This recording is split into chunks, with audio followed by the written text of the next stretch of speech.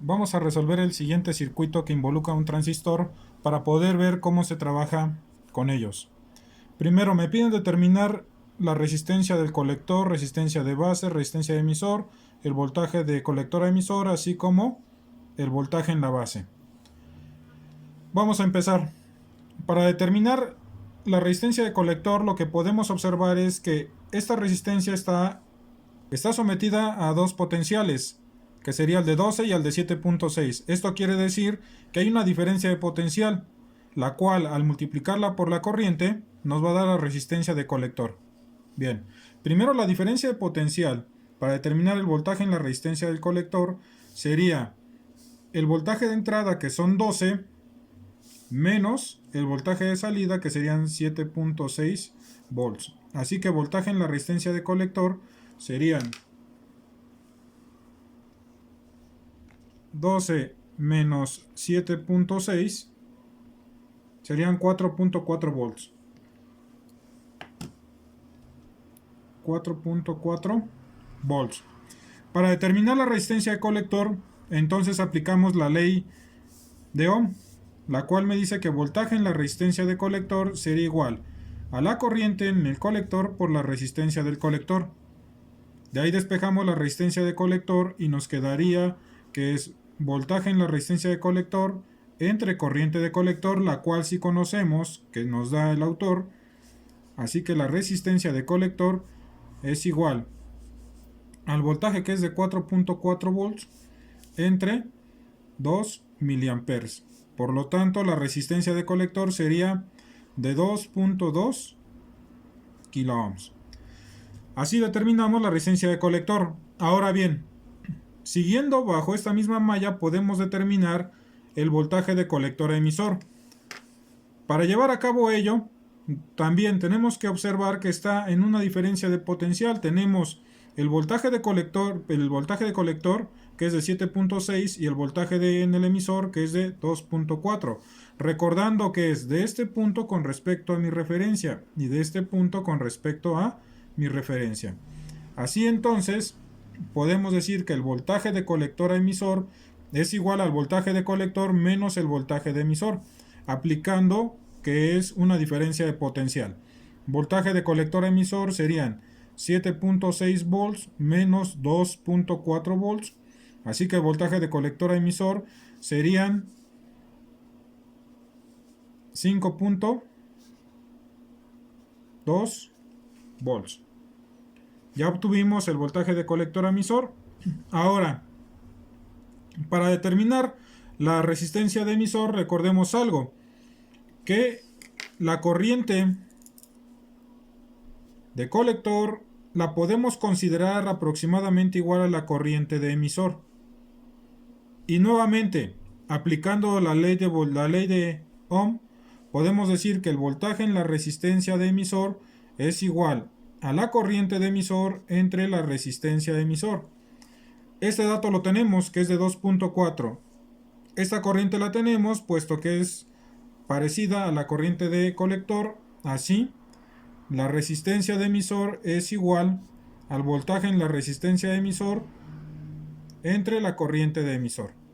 Así que la resistencia de emisor sería el voltaje, que es 2.4 volts entre 2.2 miliamperes. Nos quedaría que la resistencia de emisor sería de 1.2 kilo ohms. Bueno, ya tenemos la resistencia de colector, voltaje de colector a emisor, resistencia de emisor. ¿Qué podemos hacer? Ahora podemos determinar el voltaje de base. Una vez que determinamos el voltaje de base, podemos aplicar nuevamente la diferencia de potencial para conocer la resistencia de la base. Pero también hay otro camino donde podemos trabajar con lo que sería la beta, encontrar la corriente de base y con ella determinar nuestra resistencia de base. Bueno, para calcular el voltaje de la base, recordemos que de manera simbólica, imaginaria, vamos a conectar nuestro multímetro con esa polaridad. Y vamos a seguir la misma dirección de corriente que nos está indicando el transistor. Y aplicamos ahora sí, aplicando la ley de voltajes de Kirchhoff, ¿qué tendríamos? Que sería el voltaje de la base. Recordemos que aquí hay una caída de potencial entre base y emisor de 0.7. Y aquí tendríamos menos el voltaje en la resistencia de emisor, que también la conocemos. Así que el voltaje en la base sería 0.7 volts más 2.4 volts. El voltaje en la base sería de 3.1 volt. Con ese dato ahora nosotros podemos determinar nuevamente la resistencia de base, utilizando otra vez el concepto de diferencia de potencial del voltaje de entrada menos el voltaje de salida.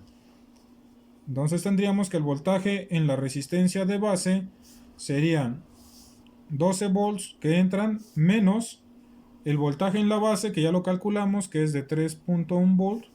Así que voltaje en la resistencia de base sería de 8.9 volts.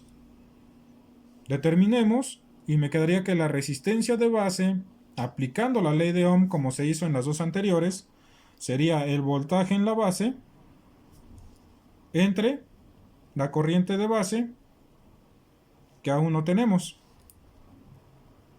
¿Y cómo podemos calcular esta corriente de base? Esa corriente de base, recordemos que es la corriente de colector entre beta. Y este sería de 2 miliamperes entre 80. Al hacerlo, tendríamos 2 miliamperes que nos quedaría a la menos 3 entre 80 y nos da 25 microamperes. Esto es igual a 25 microamperes. Ya con ese dato, ahora sí, resistencia de base es igual a 8.9 volts entre 25 microamperes. Nos da 80 entre lo anterior. Nos da 3.2 megaohms.